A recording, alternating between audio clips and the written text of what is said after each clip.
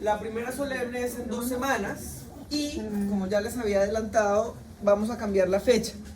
Y la prueba va a ser el viernes de esa semana, a las 5:30 de la tarde. Yo les voy a mandar la solemne. ¿Ya? Viernes 12 de mayo. Ok, anótenlo por favor. Viernes 12 de mayo a las 5:30 de la tarde. Porque es la hora a la que hay disponibilidad para que puedan ir todos sin que pierdan clase. Van a hacer venir a esa hora. ¿Cómo? Yo les voy a mandar por correo, pero los vamos a repartir en diferentes salas. ¿Ya? Así que yo les voy a mandar en qué sala le corresponde a cada uno. Díganme.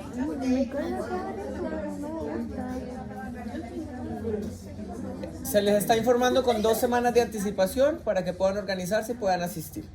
¿Ya? ¿Viaje de la universidad? ¿Quiénes están en esa situación? ¿Las dos? Ya, después yo hablo con ustedes dos. ¿Ok? Los demás, el 12 de mayo a las 5:30 de la tarde, yo les voy a mandar por correo la sala en la que les corresponde hacerlo. ¿Ya? Y después les voy a mandar, porque todas las solemnes, a excepción de la tercera, se van a cambiar para el viernes a las 5:30. ¿Ya? En junio, creo que es la otra, o julio, no, el 14 de julio es la segunda a las 5:30. La tercera solemne va a ser un miércoles a las 8 de la mañana, porque esa sí es nacional. Y la última solemne, que creo que es el 28 de noviembre, viernes también. ¿Ya? Pero ahí se los voy a mandar todos por correo. Esa semana no va a haber clase el día lunes. ¿Ya? Entonces el 8 de mayo no tendríamos clase, porque vamos a tener la prueba el viernes 12. ¿Ya? ¿Ok? Y entra hasta aquí. El temario es hasta lo que vemos hoy, tratamiento periodontal no quirúrgico. ¿Ya? Parte de la segunda unidad, aplicar bases y fundamentos de la terapia periodontal en el tratamiento de la enfermedad y las complicaciones según el protocolo establecido. Bueno, vamos a partir con algunos papers, ¿cierto? Algunos títulos de algunos papers que hablan de la importancia de lo que es el tratamiento periodontal no quirúrgico. ¿Ya? Desde mucho tiempo se viene trabajando y se sabe que para el tratamiento de la enfermedad periodontal y que para poder estabilizar una infección periodontal es necesario tratar la base y el desencadenante de esa infección. ¿Cuál es el desencadenante de la infección periodontal? La placa bacteriana, ¿cierto? El biofilm. Entonces, en base a eso y a esas justificaciones que se han hecho muchos estudios, en donde todos, en su mayoría, han definido que si no se elimina, no se desordena y no se controla todos los factores que generan acumulación de biofilm, el paciente no va a lograr mantener un estado de salud periodontal y mantener sus dientes por toda la vida, que, como hablamos la semana pasada, son los objetivos de tratamiento periodontal, ¿cierto? Que el paciente pueda mantener sus dientes con función y con estética durante toda la vida, ¿ya? Si bien hay algunas situaciones en las que, ya lo vamos a ver también, se necesita el apoyo de algunos otros elementos, sí o sí en todos los tratamientos hay que eliminar el biofilm, ¿ya? En algún momento, hace muchos años, por ejemplo, se pensó en que, bueno, como hay una bolsa periodontal, entonces eliminemos toda la encía que está comprometida con la bolsa periodontal. Pero no se basaba en la eliminación del biofilm y por lo tanto no servía, digamos, el tratamiento, ¿ya? Entonces, por eso, ahora el paradigma que existe actualmente es que la eliminación, ¿cierto? El control de la infección es lo básico para que un paciente pueda estabilizar su tratamiento, su periodo, ¿cierto? Su infección periodontal. Entonces, con lo primero que vamos a partir es con eso, con el tratamiento etiológico, y por eso está relacionado con la fase etiológica del tratamiento periodontal, ¿ya? Una vez se controla la infección, vamos a un tratamiento correctivo donde vamos a complementar el tratamiento con algunas otras acciones, principalmente quirúrgicas. Vamos a corregir los defectos periodontales que se generaron después de esa infección, también con procedimientos quirúrgicos. Y finalmente, como parte de esa terapia periodontal, es importante que el paciente asista a sus terapias de soporte y mantenimiento periodontal, ¿cierto? Que, como ya les había adelantado yo desde el principio, para que un paciente pueda cumplir con el objetivo de mantener sus dientes durante toda la vida, bajo función, estética, etc., no basta solo con que se someta al tratamiento etiológico ni al tratamiento correctivo, porque si no asiste regularmente a las terapias de mantenimiento, los dientes van a poder reinfectarse, los sitios van a poder reinfectarse, y podría el paciente recurrir en una nueva periodontitis, ¿ya? O en una activación de su periodontitis, ¿ya? Recordemos que la periodontitis es una infección crónica y es una enfermedad que se va a mantener, digamos, latente o inactiva, ¿cierto? Pero para que se pueda mantener inactiva, nosotros tenemos que controlar todos los factores que generan la activación, valga la redundancia, de esa enfermedad, ¿ya? Y de ahí la importancia del tratamiento periodontal. ¿Cada cuánto debería hacerse una terapia de mantenimiento de un paciente con diagnóstico de periodontitis? Mínimo 4 semanas. Ojo con eso. A las 4 semanas se hace la reevaluación, pero la terapia de mantenimiento se hace cada 3 meses o cada 2 meses, dependiendo del caso, a un paciente con periodontitis. ¿Y a uno con gingivitis? Cada 6 meses. Muy bien. Entonces, el éxito del tratamiento periodontal depende de los procedimientos dirigidos a controlar la infección. Si yo no controlo la infección, ningún procedimiento que yo haga va a resultar, ¿ya? Si yo quiero poner un injerto para recuperar hueso, primero tengo que controlar la infección. Si yo quiero hacer un injerto de tejido conectivo para tapar una recesión gingival, tengo que primero haber controlado la infección. Si no controlo la infección, cualquier cosa que yo haga va a fracasar, ¿ya? Y no solo a nivel periodontal, también a nivel rehabilitador. Si yo instalo una prótesis removible, por ejemplo, con pilares, con dientes pilares que están comprometidos con infección periodontal activa, es un tratamiento que va a fracasar y que además va a adelantar la pérdida de sus dientes porque están recibiendo soporte cuando aún tienen un proceso infeccioso activo, ¿ya? Se busca eliminar y disgregar todos los patógenos asociados a la enfermedad, tanto en la superficie del diente como en otros nichos de la cavidad bucal, ¿ya? La terapia contra la infección incluye tanto un enfoque quimioterapéutico, ¿ya? Como un tratamiento conductual para que podamos estabilizar y mejorar todos los elementos de control de higiene bucal, ¿ya? Y esto tanto para la gingivitis como para la periodontitis, ¿ya? En ambos casos yo tengo que tener una terapia periodontal no quirúrgica que me controle el biofilm, ¿ya?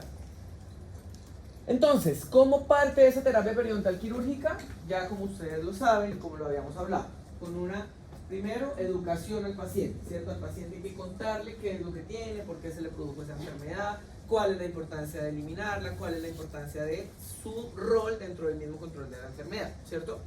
Y además, motivar al paciente para que pueda mejorar el control del biofilm desde su competencia, ¿cierto? Él obviamente no va a tener un escáner en la casa, no va a tener curetas, pero sí va a tener los elementos de higiene oral, ¿cierto? Y esos elementos de higiene oral los tiene que aprender a manejar bien, los tiene que aprender a realizar en el tiempo periódico que tiene que hacerlo, cambiarlos, etcétera, porque si no, de nada va a servir lo que hagamos nosotros en la consulta, ¿cierto? Entonces le vamos a hacer nuestra enseñanza de higiene oral, ¿verdad? ¿Qué elementos tengo que yo tener en cuenta a la hora de hacer una instrucción de higiene oral? El tipo de cepillo, ¿cierto? Tengo que indicarle un cepillo adecuado a las condiciones de mi paciente. ¿Qué más? El uso de elementos de higiene interproximal, ¿cierto? Que puede ser hilo dental, pueden ser cepillos interproximales. ¿Qué otra cosa? La pasta, acuérdense que hablamos de que yo puedo perfectamente controlar el biofilm sin pasta, ¿ya? Es un coadyuvante.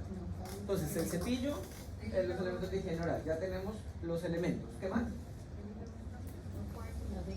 La técnica de cepillado, ¿cierto? Yo puedo tener unos muy buenos cepillos, los más estudiados, los que son más caros y todo, pero si no tengo una buena técnica de cepillado, de nada va a servir que tenga los mejores cepillos, ¿cierto? Entonces, tiene que ser una combinación entre elementos de higiene oral adecuados para mi paciente, porque acuérdense que no todos los pacientes necesitan lo mismo, y una técnica adecuada de higiene oral para mi paciente, ¿cierto? Y obviamente la motivación de él, ¿ya? Luego tenemos este procedimiento que se llama pulido y alisado radicular. ¿Lo habían escuchado antes? Sí. ¿En qué consiste el pulido y alisado radicular? Con una cureta limando la raíz del diente, dice Julia. ¿Qué dice Paula? Instrumentar la raíz para eliminar el callo, ¿cierto? Entonces dice, es el procedimiento mediante el cual eliminamos cemento dentina que se encuentra contaminada por microorganismos y sus toxinas, dejando una superficie firme y suave, ¿ya? Por eso se llama pulido radicular, porque yo tengo que pulir la superficie de la raíz del diente, ¿ya? ¿Y por qué será que yo necesito que esa raíz me quede lisa, me quede pulida? Uno, para que sea más difícil la colonización bacteriana, ¿cierto? Porque acuérdense que entre más rugosa la superficie, más fácil que se acumulen microorganismos. ¿Y para qué más? Se vuelva a insertar, ¿qué cosa? ¿Qué parte de la encía? La encía adherida, ¿a dónde se adhiere? Al hueso.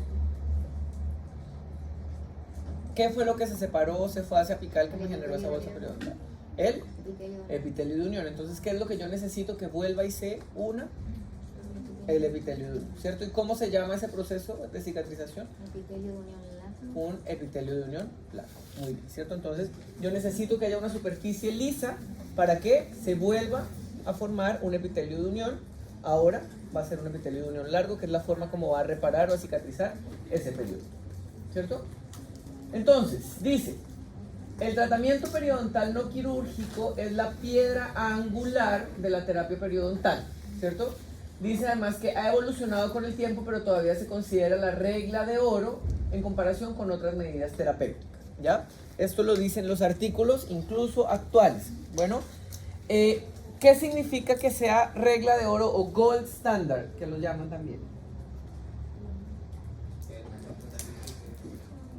¿Cómo?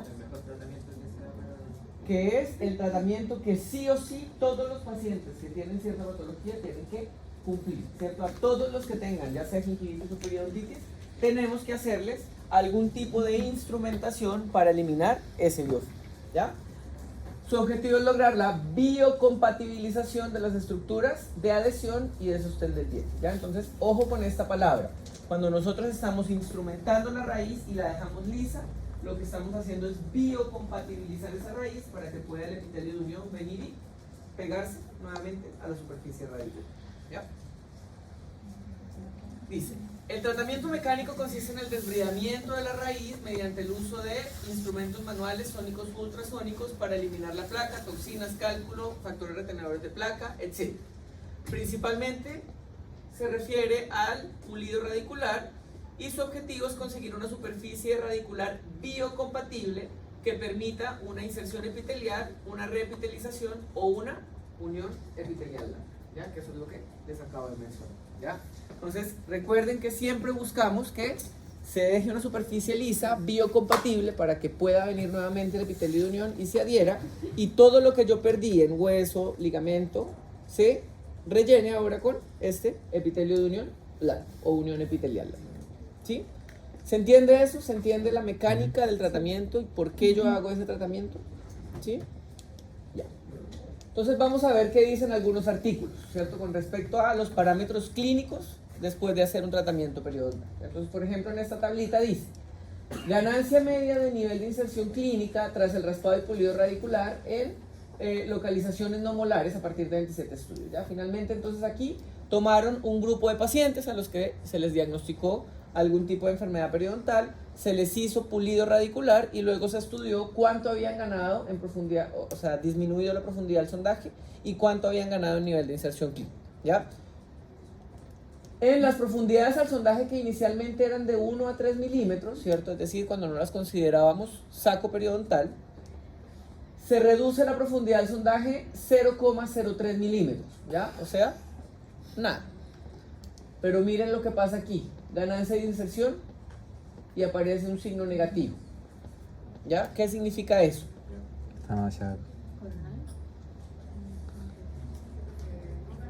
Que no ganó inserción, sino que al contrario, perdió, ¿sí? ¿Ya?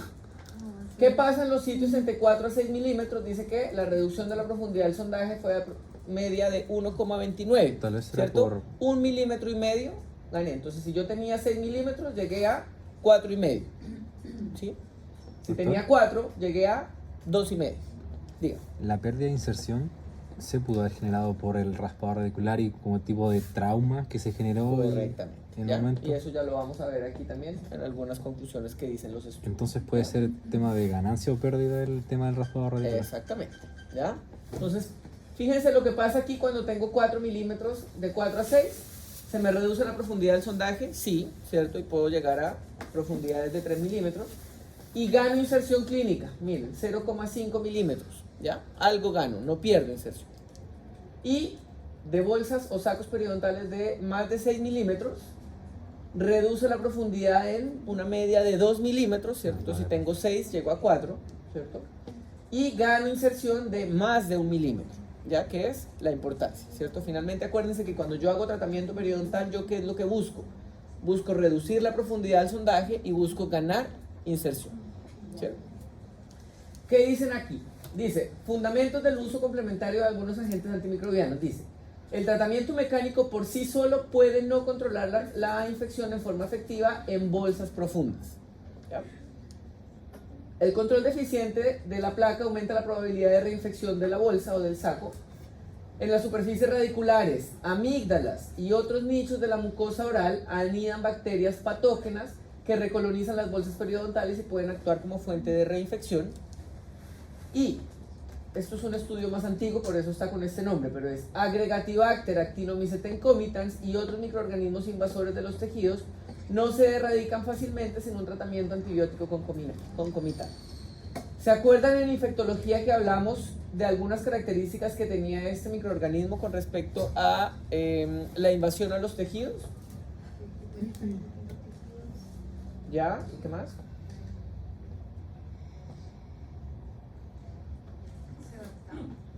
Bueno, sí, porque es una bacteria facultativa. El AA es facultativo. Pero además el AA tiene la capacidad de penetrar en el tejido conectivo. Entonces, él para protegerse se mete dentro del tejido conectivo y por lo tanto yo no lo voy a poder eliminar. Entonces, por eso, en algunas circunstancias es necesario apoyar el tratamiento no quirúrgico, el tratamiento mecánico con antibiótico, ¿cierto? Entonces, aquí hay algunas sustancias químicas que apoyan esta conclusión de acá, que dice, la clorexidina reduce la placa entre el 48 y el 61%, reduce la inflamación gingival entre un 27 y 67%, aceites esenciales 19 al 35% y el triclosan 30%, ¿cierto? Por lo tanto, en esto se basa en que, por ejemplo, uno de los mayores enjuagues que usamos como apoyo al tratamiento mecánico sea la clorexidina, ¿cierto? Porque es el que mayor disminución y acción antimicrobiana va a tener, ¿verdad?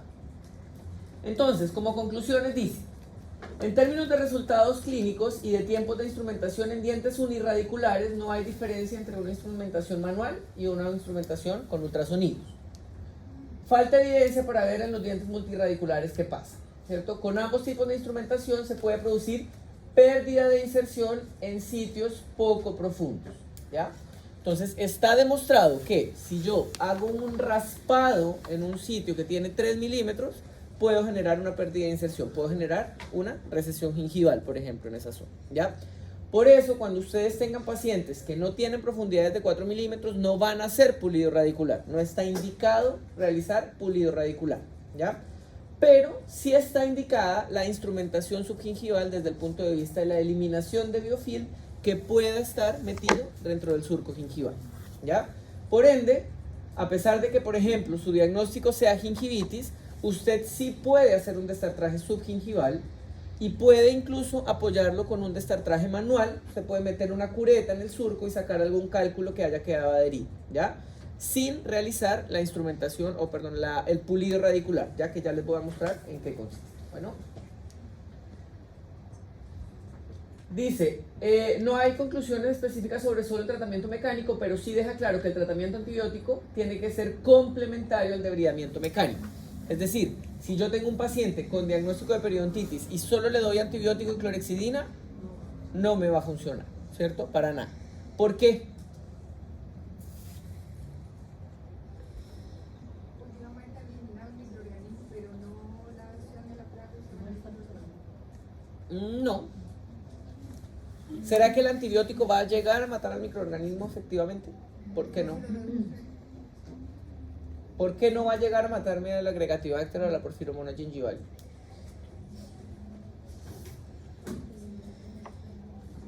¿Cómo?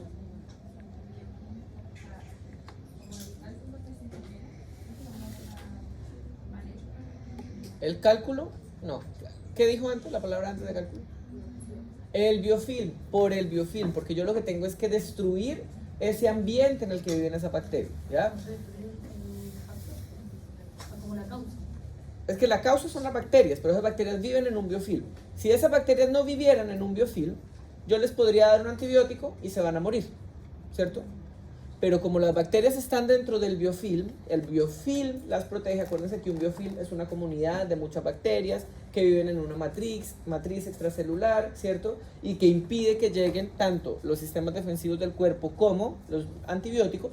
No se va a poder ese antibiótico actuar con esa bacteria, ¿ya? Pero si yo rompo ese biofilm, desordeno ese biofilm, el antibiótico va a entrar rapidito y ahí sí me va a matar a la bacteria. La clorexidina, la amoxicilina o lo que yo, ¿ya? Raspado de alisado radicular o pulido radicular sin tratamientos complementarios tiene un efecto positivo sobre la microflora subgingival patógena. Es decir, yo puedo solamente hacer pulido radicular, eliminar el biofilm, destruir ese biofilm y voy a tener un efecto positivo, ¿ya? Pulido radicular con metronidazol puede ser más beneficioso que solo el pulido radicular en sacos de más de 4 milímetros durante 13 semanas en pacientes con periodontitis establecida, ¿ya? Entonces, ¿por qué será que hay que mandar metronidazol? ¿Qué características tiene el metronidazol? No, no es de amplio espectro.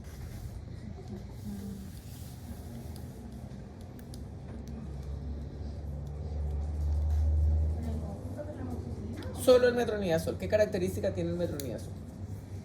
¿Para qué tipos de bacteria es el metronidazol? Para bacterias anaerobias, ¿cierto? Entonces, por eso, sí o sí, frente a una patología periodontal, yo tengo que mandar metronidazol, porque las bacterias periodontales son anaerobias, ¿ya? Yo las mando en combinación con la amoxicilina porque hay dentro de ese biofilm también bacterias aerobias y también bacterias facultativas, ¿cierto? Entonces, por eso se manda amoxicilina con metronidazol, ¿ya? Existe evidencia de que en pacientes con periodontitis, el raspado de pulido radicular aplicado solo da lugar a reducciones estadísticamente significativas de profundidades al sondaje, ganancias de nivel de inserción clínica y mejoras en el porcentaje de sangrado al sondaje, ¿ya? Solo el pulido radicular. Raspado de pulido radicular da lugar a una ligera pérdida de nivel de inserción clínica en bolsas poco profundas. Por eso no hacemos pulido radicular cuando tengo poca profundidad, 3 milímetros. Sin embargo, demuestra ganancias significativas de inserción en sitios con profundidad del sondaje moderada o profunda, ¿ya? Dice, generan resultados progresivamente más positivos con el aumento de la profundidad al sondaje inicial. Es decir, entre más profundo, más yo voy a recuperar, ¿cierto? Acuérdense el estudio que vimos.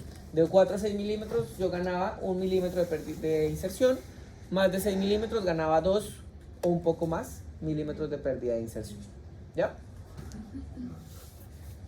En pacientes con periodontitis, el debridamiento subgingival acompañado del control de placa supragingival es un tratamiento efectivo para reducir la profundidad del sondaje y mejorar el nivel de inserción clínica, ¿ya? Dice, de hecho es más efectivo que el control de solo la placa supragingival. Entonces, por eso, a pesar de que yo tenga solo gingivitis, yo tengo que igual desordenar el biofilm que está metido dentro del surco gingival, siempre, ¿ya?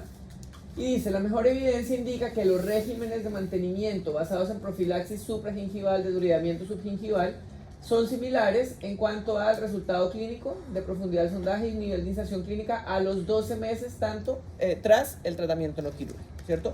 Por lo tanto, después mi paciente tiene que seguir viniendo a las terapias de mantenimiento en donde yo voy a hacer control tanto de la placa supragingival como del biofilm subgingival, ¿ya?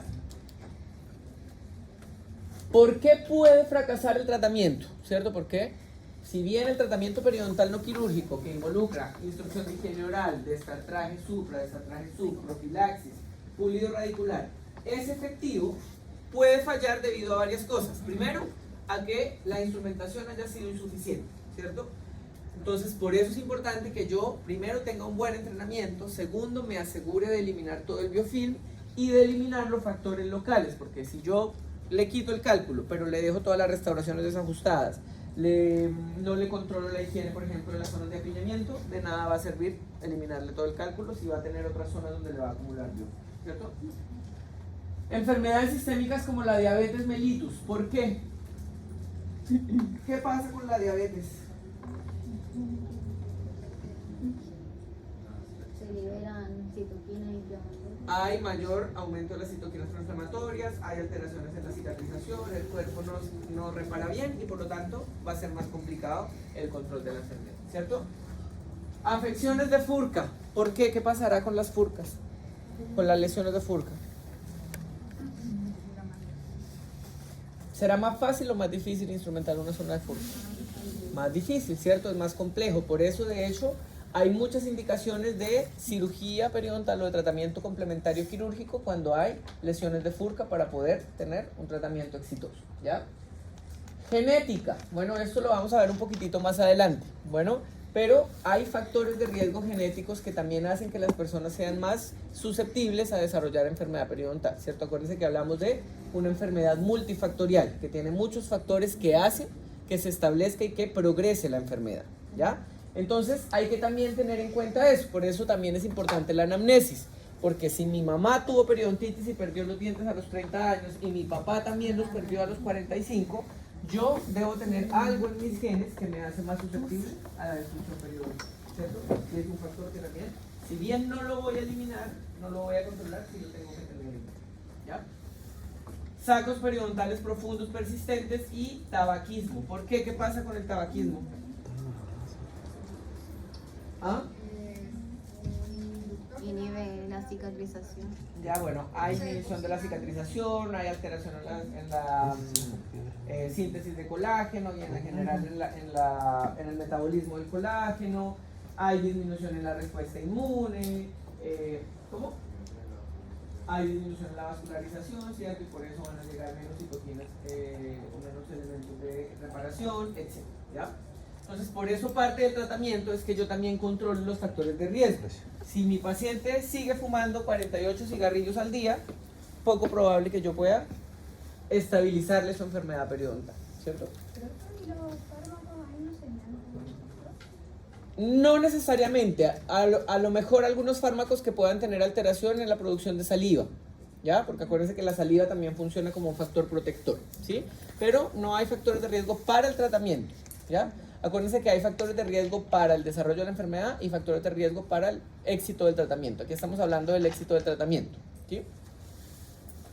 Entonces, ¿cómo es el esquema de tratamiento a nivel periodontal? ¿Cierto? Entonces, yo tengo que, después de hacer mi diagnóstico, etcétera, hacer todo mi tratamiento periodontal no quirúrgico, hacer mi desbridamiento supragingival y subgingival, instrucción de higiene, motivación, etcétera, y reevaluar. ¿Cuándo reevalúo? Depende del diagnóstico. Si tengo gingivitis, reevalúo de 10 a 14 días. ¿Ya? 7 incluso lo podemos hacer. ¿Ya?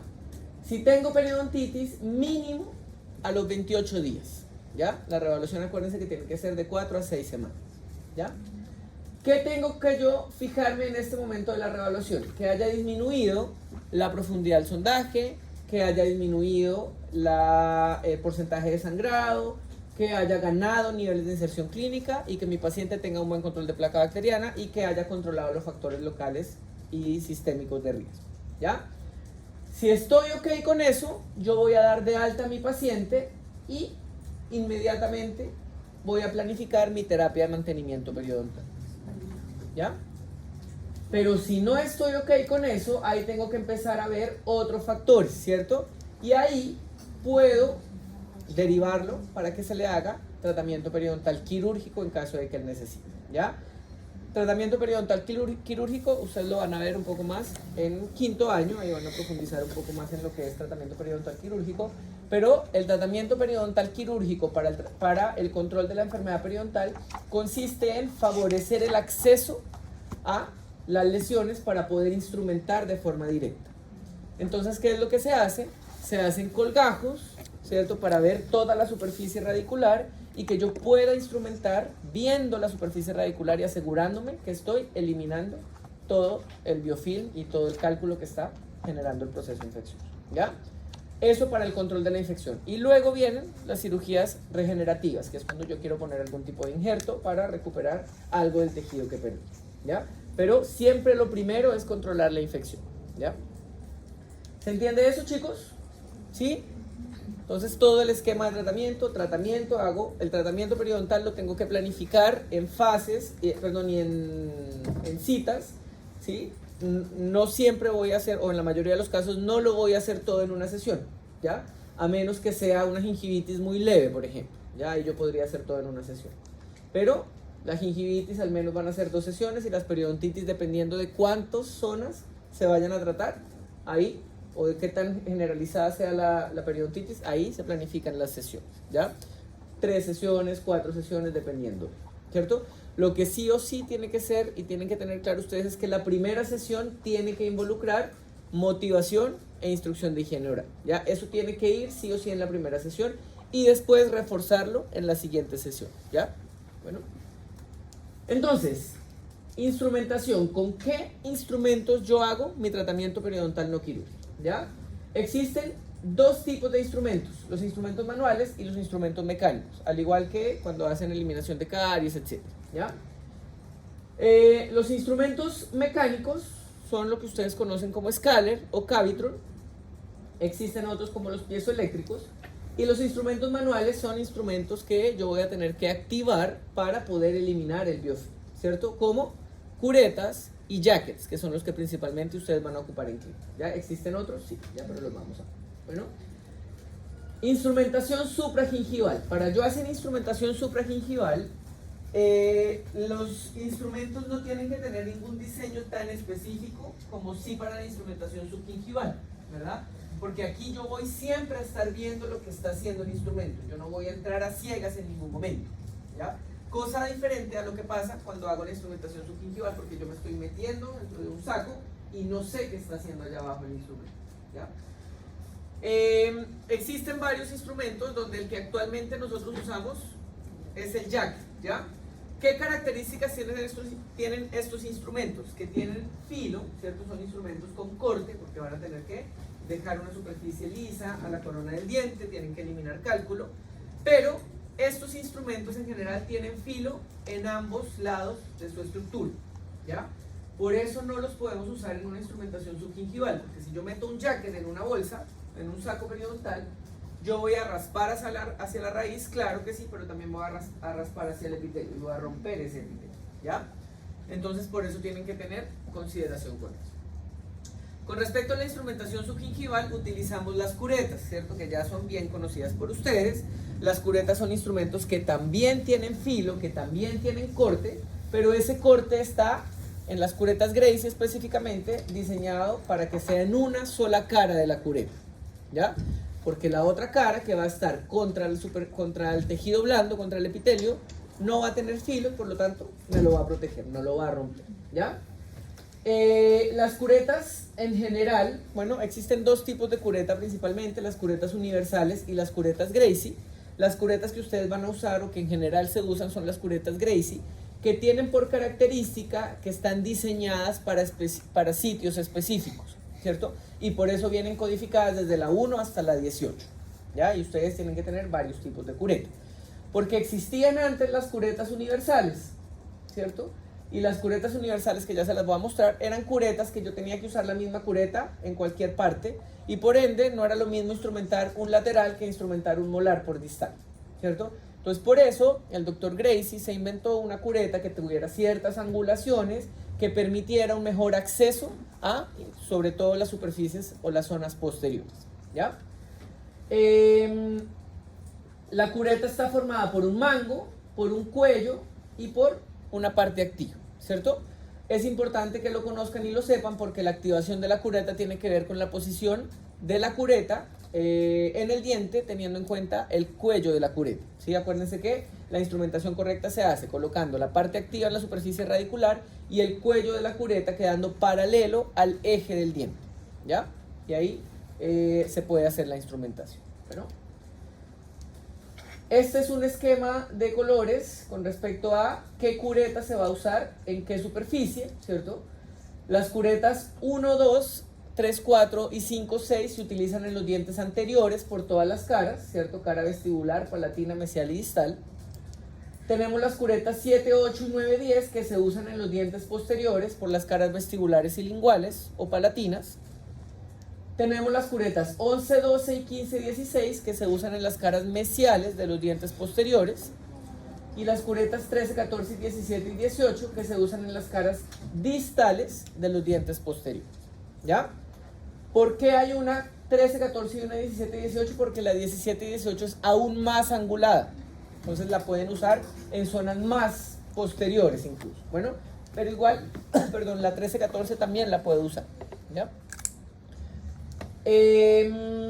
Existen, por ejemplo, estas zonas de las furcas en donde yo puedo usar las mismas curetas 11, 12, 13, 14, solo que ahí las tengo que intercambiar. En la furca de mesial tengo que usar la cureta 13, 14 y en la furca de la raíz distal tengo que usar la cureta 11, 12. ¿Ya? Pero eso en el caso de que se presente en clínica y sus docentes les van a ayudar.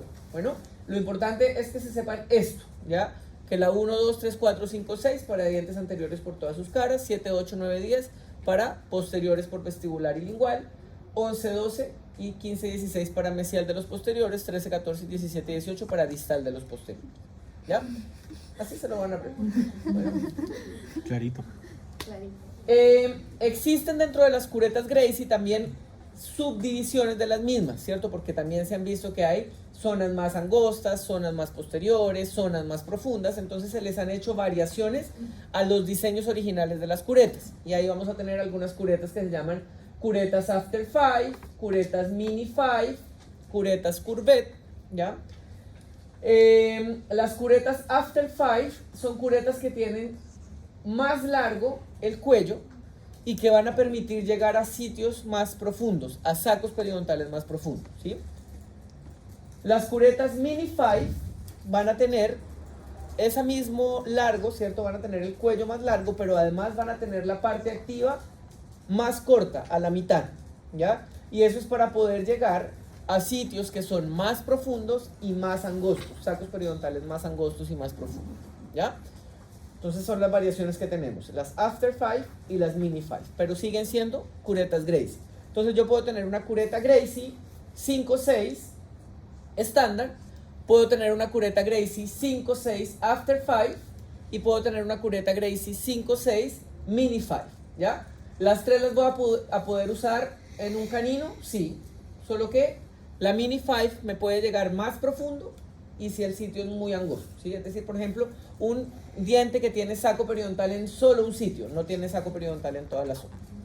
¿Se entiende? ¿Sí? ¿Seguros? ¿Sí? ¿Ya? Aquí están los dibujos. Bueno, cureta estándar, cureta After 5, ¿cierto? Más largo el cuello, pero sigue siendo el mismo largo la parte activa. Y cureta Mini 5, más largo el cuello y más cortita la parte activa. ¿Ya? Pero es la misma cureta en cuanto al diseño. Curetas universales, que también las pueden conocer como McCall, son curetas que no tienen un diseño específico para un sitio específico, ¿ya? Son curetas que no vamos a usar, ¿ya no? Ustedes de hecho no se las pidieron en la lista porque no se usan en el común, bueno, pero es importante que sepan que existen, que en algún momento se usaron, pero justamente por la ergonomía de utilizarlas se diseñaron las curetas Gracie, que son las que ocupamos generalmente, ¿ya? El instrumental mecánico, vamos a tener instrumental sónico, ultrasónico. La diferencia es la velocidad a la que vibran. El sónico vibra más lento que el ultrasónico, ¿ya? Su base está principalmente en la vibración. La vibración es la que va a ser, uno, que se desprenda el cálculo de la superficie radicular, y dos, va a ser el que genere el desorden de ese biofiltro, ¿ya? Pero además funciona con agua, ¿ya? Y esa agua va a tener principalmente tres acciones. La primera, refrigerar el diente, ¿sí? Porque la vibración constante me va a generar aumento en la temperatura y por lo tanto la pulpa podría reaccionar. La segunda función del agua es función de barrido, ¿cierto? Todo lo que yo vaya sacando, esa agua me la va a ir tirando. Y la tercera función es una función que tiene acción dentro de las mismas bacterias, ¿ya? Que es la acción de cavitación, que es el generar burbujas. Bueno, generar ese burbujeo hace que las paredes bacterianas se rompan y por ende las bacterias también se mueran, ¿ya? Entonces tiene esos tres factores que favorecen la eliminación del biofiltro, ¿ya? Existen diferentes puntas, bueno, están las G1, las P1, la G2, la P2, etc. Cuando hablan de G es que están diseñadas para casos de gingivitis, cuando hablan de P, están diseñadas para casos de periodontitis. ¿Por qué? Porque las de periodontitis van a tener mayor largo para que puedan llegar a zonas más profundas dentro de la bolsa, ¿ya? Hay escuelas de tratamiento que hablan de que todo el tratamiento se puede hacer solo con escáner, con instrumental mecánico, no usar curetas. Bueno, hay otras que no. Bueno, nosotros somos la escuela de usar la cureta para poder instrumentar. Bueno, pero si ustedes van, por ejemplo, a Estados Unidos, en Estados Unidos poco usan la cureta y usan solo instrumentos sónicos, ¿ya? Y de hecho usan también instrumental rotatorio, fresas de baja velocidad que se ponen en el contraángulo y pulen la superficie radicular, ¿ya? Pero no es algo que usemos aquí en general. Aquí usamos sí o sí el escáner para destartraje y la cureta para hacer el pulido radicular, ¿ya? Doctor, Dígame. usted dijo que la G era para gingivitis y la P para Sí. periodontitis. Pero el número, ¿qué significa que sea de uno? Que tengan más, el largo, ¿ya? Entre más corto el número es más largo, ¿ya? Por eso la G1 es más larga que la G4, por ejemplo, la P1 es más, perdón, la G1 es más corta que la G3 o G4, la P1 es más corta que la P4, por ejemplo, o que la P3, ¿ya? Es el largo, no como el grosor. También el grosor, ¿ya? También que el diseño, ¿ya? Es para poder entrar a más o menos profundidad, básicamente es para eso que están diseñadas así, bueno. Doctor, Dígame. ¿y si uno ocupa una P1 de compasión de gingivitis, hay algún problema? No hay problema, ¿ya? Solo que la P1 va a ser más fina y más larga, ¿ya? Entonces puede que sea más complejo a lo mejor de manipular el escáner, pero no va a haber problema porque van a cumplir la misma función. No es que tengan más fuerza, no es que tengan más corte, no, es simplemente el diseño de la punta, ¿ya? Las G son un poquito más gruesas, las P son un poquito más finas. Y lo que sí tienen que fijarse que siempre el escáner tenga agua, porque si no vamos a generar mayor daño. Y la forma como ustedes hacen el destartraje, que bueno, todos hicieron ya el práctico, ¿cierto? De destartraje, lo vieron. Recuerden que nunca se pone la punta sobre el diente, porque esa punta, la vibración me puede generar rompimiento del tejido, me puede generar microfracturas en el esmalte. Y si ya tengo una zona que está desmineralizada, voy a cavitar esa zona desmineralizada con la punta. Y lo mismo, tener cuidado también con las zonas que tienen restauraciones, porque la punta me va a rayar la restauración, ya sea de resina o ya sea de cerámica. Bueno, pues por eso siempre acuérdense que la punta es para que entre dentro del surco, pero en la superficie del diente lo que va a generar la vibración es el borde de la punta, ¿ya? ¿Cómo se trabaja en periodoncia? Ya nosotros, como les dije, no vamos a hacer un tratamiento periodontal en una sola sesión, a pesar de que existen protocolos de hacerlo. Hay un protocolo que se llama Full Mouth Disinfection. El Full Mouth Disinfection es un protocolo en donde al paciente se le hace el tratamiento de toda la boca en una sola sesión o dentro de 24 horas se le hace, ¿ya? Y involucra un sobreesfuerzo tanto del paciente como del profesional, mucha clorexidina y bueno, varias cosas que poco, no es que nunca lo vayan a hacer, pero hay que ver el caso. Ya, por ejemplo, son pacientes que necesitan, no sé, se van de viaje y necesitan hacer tratamiento hoy, van a entrar a una cirugía, pacientes postrados, pacientes que hay que hacerle o que se les trata bajo anestesia general, etc. ¿Ya? Pero en el común de la gente se hacen los tratamientos por sesiones, ¿ya? Y esas sesiones, como les digo, el número de sesiones dependen de la cantidad de zonas que yo tenga que tratar en mi paciente. Bueno, y esas zonas yo las puedo dividir por cuadrantes, como ustedes ya saben, ¿cierto? O por sextantes. Bueno, en periodoncia manejamos mucho los sextantes o grupos también, ¿ya? El sextante 1 me involucra los dientes superiores posteriores derechos. El sextante 2, dientes anteriores superiores. Sextante 3, dientes posteriores superiores izquierdos. Y seguimos bajando al igual que con los cuadrantes. Sextante 4, molares y premolares inferiores izquierdos. Sextante 5, dientes anteriores inferiores. Y sextante 6, molares y premolares inferiores derechos. ¿Ya? Eso es como está diseñado la modalidad por sextante. Entonces, si hay un paciente que tiene todos sus dientes involucrados con saco periodontal y todos se tienen que instrumentar, lo podemos tratar mejor por sextantes, ¿ya? Porque tenemos que ser meticulosos a la hora de instrumentar. Si no son tantos, lo podemos hacer por cuadrantes, ¿cierto? Entonces, trato el cuadrante 1 hoy, mañana el 2, la próxima semana el 3 y el 4, ¿ya? Así por sesiones. O si son más poquitos, también lo podemos hacer por hemiarcadas. Entonces, trato el cuadrante 1 y 4 en una sesión y el cuadrante 2 y 3 en otra sesión, ¿ya? Y así anestesio solo la mitad de la boca. Bueno, Lo que sí, el tratamiento siempre va a ser, primero, motivación, instrucción de higiene oral, etc. Y un destartraje supragingival completo, ¿ya? Yo tengo que eliminarle todo el cálculo de toda la boca supragingival. Y luego sí hago la instrumentación subgingival por cuadrantes, por hemiarcadas o por sextantes. ¿Ok? ¿Se entiende? Cuando vayan a presentar sus casos clínicos, propónganle al periodoncista cuál va a ser su estrategia de etapas o de sesiones, ¿ya? En la primera sesión voy a hacer esto, en la segunda sesión voy a hacer este con este, en la tercera sesión voy a hacer este con este, en la cuarta hago control de higiene y en 4 semanas lo cito para reevaluación, ¿ok? Ya. Para que lo planifiquen así también. Y eso les va a servir a ustedes también. Ay, perdón. Eso les va a servir a ustedes también para que se organicen en su tiempo, ¿ya? Y sepan planificar bien las sesiones de tratamiento, ¿ya? Aquí hay un video sobre el procedimiento de instrumentación Muy bien. subgingival con curetas, Ya he ¿ya? raspado esta zona, ¿ok? Para hacer la demostración.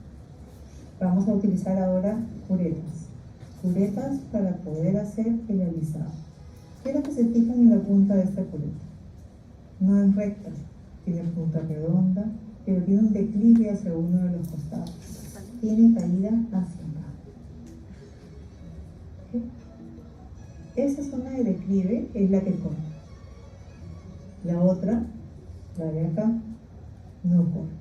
¿Ya? Y eso es justamente para cuidar el tejido blando. La forma como Entonces, ustedes pueden, por ejemplo, ver cuál es la parte activa de la cureta. Siendo esta una cureta 1-2 para días anteriores, es la que debo colocar por debajo del marco gingival para realizar movimientos de alisado. Ya no tracciono como hace un momento en el raspaje, sino que hago movimientos de arriba a abajo. ¿Escuchan ese chirrido? Movimientos de arriba a abajo continuos para alisar.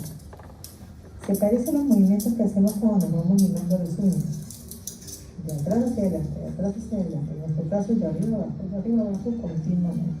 Es importante, bueno, ahí no se ve, pero siempre ustedes tienen que poner algún tipo de protección del tejido blando, ¿ya? Porque la cureta se les puede descontrolar y se les puede ir a pinchar el piso de boca, la lengua, el labio.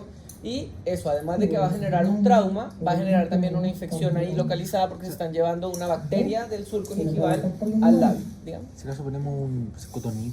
Pueden poner una tórula o yo prefiero que pongan gasa, ¿ya? Porque miren lo que pueden hacer con la gasa, pueden ir limpiando las zonas que van trabajando, ¿ya? Eso lo van a ir viendo a medida que van trabajando con sus tutores en casa, ¿ya?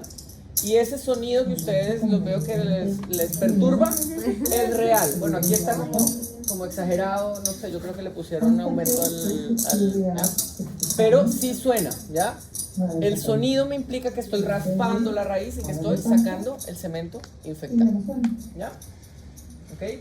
Fíjense cómo ella toma la cureta y fíjense que siempre tiene punto de apoyo, ¿ya? Yo nunca trabajo la cureta mano alzada, porque si hago mano alzada, la cureta se me puede ir para todos lados. Entonces, tomo la cureta, acuérdense, la cureta se toma en forma de lápiz modificado, dedo pulgar, índice y medio, dedo anular y meñique me sirven para hacer el punto de apoyo. El punto de apoyo puede ser intraoral o puede ser extraoral, depende de donde esté trabajando, y hago un movimiento firme y continuo, siempre. ¿Ya? Completamente. De nuevo por vestibular. Bueno, Profesor, dígame. ¿cómo sé hasta cuándo dejar de cultivar? ¿Cómo saben? Después aquí vamos a ver cómo es la instrumentación subgingival, ya los paso. Entonces, primero, cumplir con las normas de bioseguridad y ergonomía durante toda la atención, ¿cierto? Ustedes van a estar trabajando con bacterias que no son muy amigables, son bacterias que tienen factores de patogenicidad y virulencia, entonces tienen que manejar muy bien la bioseguridad. Tienen que anestesiar a su paciente. Bueno, ¿por qué habrá que anestesiar al paciente? ¿Será que le dolerá al paciente? ¿Qué le duele? Todo. Ahí, los pacientes pueden relatar molestia en el tejido blando y también en el diente porque ustedes están raspándole la superficie radicular. Ya están eliminando dentina radicular también eventualmente. Bueno, entonces pueden generar hipersensibilidad. Entonces por eso hay que anestesiar, ¿ya? Dígame.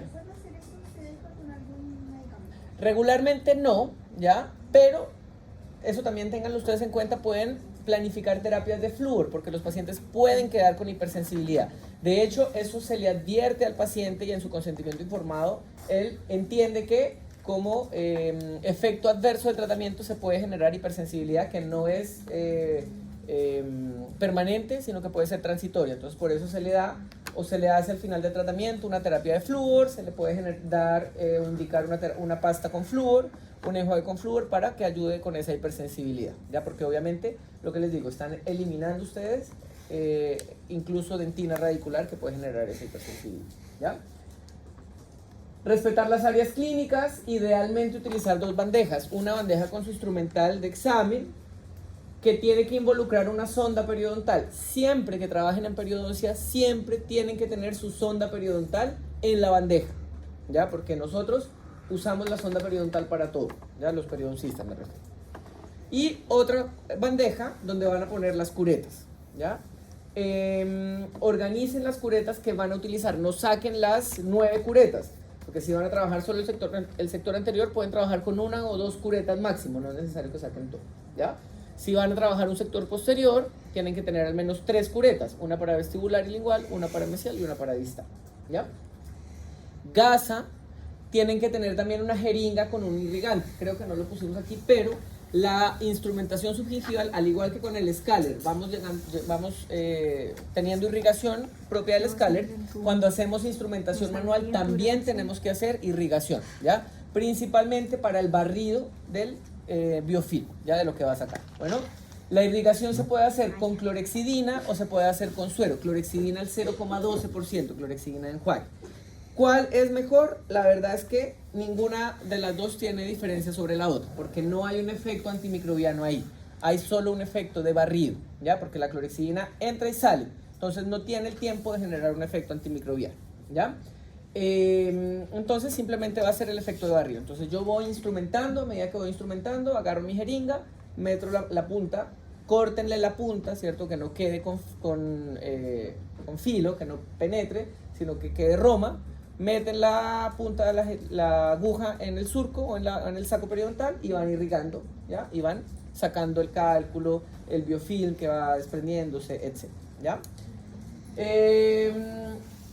El instrumental tiene que estar en óptimas condiciones de afilado. Las curetas se tienen que afilar siempre después de cada uso. Si ustedes no afilan la cureta va perdiendo filo y después van a tener que hacer más fuerza para poder instrumentar y van a fracturar la cureta, ¿ya? Diga. ¿La cureta se afila antes de esterilizarla? Antes de esterilizarla, ¿ya? Y también eventualmente ustedes podrían tener una piedra estéril para que si están en el momento de la instrumentación y la cureta ven que tiene poco filo, tengan una piedra estéril para poder instrumentar, ¿ya? Pero ustedes, ¿qué hacen? Ustedes terminan el procedimiento, desinfectan las curetas, ¿cierto? Le quitan toda la sangre, hacen todo el procedimiento de desinfección primaria, la cureta limpia, la afilan y luego sí la empacan y la mandan a esterilizar, ¿ya? Pero siempre el protocolo indica que después de cada uso se debe afilar la cureta, ¿ya? Anestesia, tiene que haber destartraje, ¿cierto? Esto es parte también de la rúbrica que ustedes tienen, le hacen un buen destartraje a su paciente, subgingival con el escáler, aislamiento relativo, el aislamiento puede ser con tórulas de algodón, puede ser con gasa, yo prefiero que sea con gasa, bueno, pero ahí van a ver ustedes cómo les acomoda más. Punto de apoyo, siempre tienen que trabajar con punto de apoyo, tomar el lápiz de forma modificada, reconocer la característica del instrumental, ¿cierto? Para que sepan bien dónde es que van a poner el filo y no vayan a poner el filo hacia el otro lado. Hacer un movimiento suave, largo y continuo de la superficie, ¿ya? Y el movimiento es siempre hacia una dirección, ¿ya? Yo no hago un movimiento para arriba y para abajo, hago un movimiento solo hacia arriba, porque si yo hago este movimiento voy a generar una concavidad en la superficie radicular, ¿ya? Me preguntaba que cómo sé hasta cuándo tengo que dejar de instrumentar. Cuando yo, con mi sonda periodontal, palpo y siento que la superficie ya está lisa y libre de irregularidades, ¿ya? Entonces ustedes van irrigando y van con la sonda periodontal metiéndose en el surco y haciendo una exploración para ver cómo está esa superficie radicular, ¿ya? Si todavía tiene zonas rugosas es porque me falta instrumentar y voy nuevamente con mi cura, ¿ya? Y eso lo hacen ustedes y luego también cuando nosotros les revisamos el procedimiento nos sentamos y vamos viendo que efectivamente esté la superficie lisa, ¿ya? Como les decía, hay estudios que hablan de que la instrumentación mecánica y manual no tienen mayor diferencia. Depende de la escuela, ¿ya? Y depende del país y depende del área. Aquí en Chile, en general, en todas las escuelas de odontología, se combina la instrumentación mecánica con la instrumentación manual. La instrumentación manual tenemos la certeza de que efectivamente estamos sacando tejido porque el instrumento tiene filo. Mientras que con el escalde solamente vamos a desprender el cálculo que esté adherido a la superficie radicular, pero no me va a dejar una superficie lisa como tal que yo tenga la certeza de que está lisa, ¿ya? Entonces en eso se basa la justificación de que usemos curetas, ¿ya? Conclusiones, dice: los cuidados del paciente unidos a la eliminación profesional de la placa subgingival son efectivos para controlar la enfermedad periodontal, cualquiera que sea, periodontitis o gingivitis, ¿ya? Hay factores que contribuyen a la recidiva de la enfermedad periodontal, como cuáles: enfermedades sistémicas, tabaquismo, restauraciones desbordantes, cálculos, etc. ¿Ya?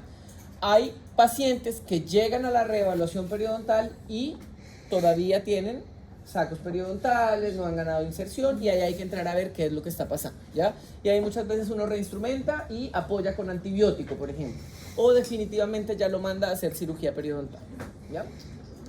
Si persisten signos de enfermedad tras una terapia mecánica, debe considerarse algún complemento quimioterapéutico, ya lo que les mencioné. Tipos más severos de periodontitis suelen requerir una combinación con una intervención quirúrgica y antibióticos, ¿ya? Porque a veces no se controlan solo con el tratamiento mecánico, ¿ya? Pero eso uno lo sabe. ¿Y en qué casos? Pacientes que tienen sacos periodontales de 8, 10 milímetros y que además fuman y que además tienen diabetes, que la tienen lesiones de furca, entonces es difícil instrumentar, ¿ya? ¿Y qué hora es? ¿Hasta qué hora es? No, ya estamos. Ya, les va a quedar una tarea, ¿ya? Esta tarea la vamos a ver la subsiguiente. Ay, no vamos a tener clase en mucho tiempo. ¿Qué tanto tiempo?